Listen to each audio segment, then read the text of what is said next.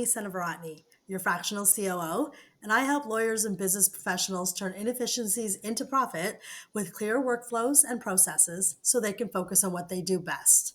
So welcome to the first video of our Building High-Performing Teams in Law Firm series, where over 5 short sessions, we're tackling the biggest HR and culture challenges in law firms, from delegation and trust to performance expectations, workplace toxicity, and leadership skills. Today, I'm joined by Shama, an HR and culture specialist who helps teams work together effectively, communicate better, and drastically increase their performance. We're starting with delegation today, why lawyers, actually all business owners, struggle with it, and how doing it right can save time, reduce stress, and grow your practice. Thanks, Melanie. I'm excited to be here. I help businesses to build employee teams that not only work well together, but actively align themselves to the company's business objectives, ultimately increasing profitability. So many lawyers feel ethically or legally responsible for every task. Why does that make delegation so hard? Good question. Lawyers are ultimately accountable for the work produced in their firm, so letting someone else do it feels really risky. As well, they worry about mistakes and legal or ethical breaches so that they can get stuck in a doing it yourself syndrome, which puts them back to square one in terms of delegating. So another big reason we hear is that lawyers don't want to spend the time training someone. What do you think is behind that hesitation? Well, training is non-billable time, right? And it takes a lot of effort.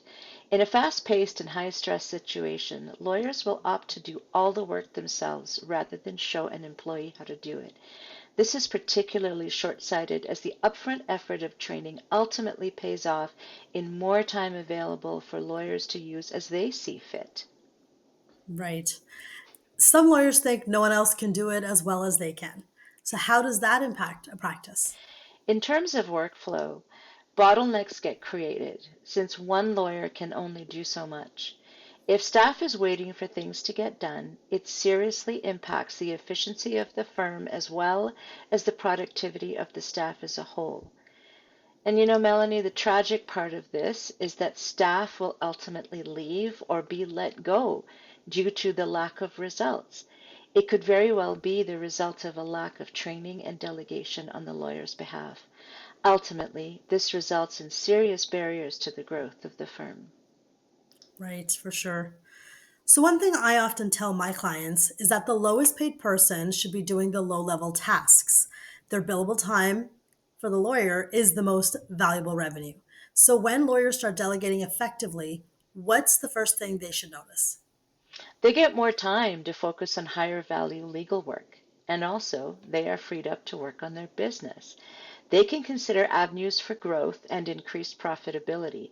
Ultimately, they experience less stress as priorities become clearer and the workflow in the firm is optimized. So I believe that 80% of how you do something is great. It's not about perfection. It's about making changes to ensure proper delegation. Some people may be better at certain tasks. So how do you think that helps a firm? There are so many tasks in a law firm that the staff can perform much better than the lawyers, simply because of the type of expertise they have compared to the expertise that lawyers have.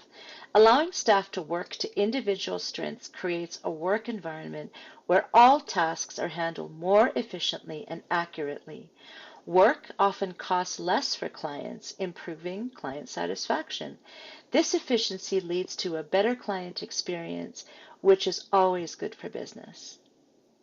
Absolutely right, it is. So finally, how does delegation allow a law firm to scale?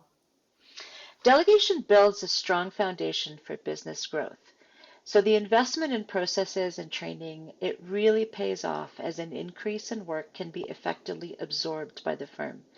Also, the existing staff are able to train new staff, and the firm structure can develop multiple levels of accountability with managers to look after specific business functions. Amazing. So delegation isn't about losing control. It's about creating a law practice that runs efficiently, delivers excellent client experiences, and allows you to focus on the work only you can do. Start small, document your processes, and measure outcomes.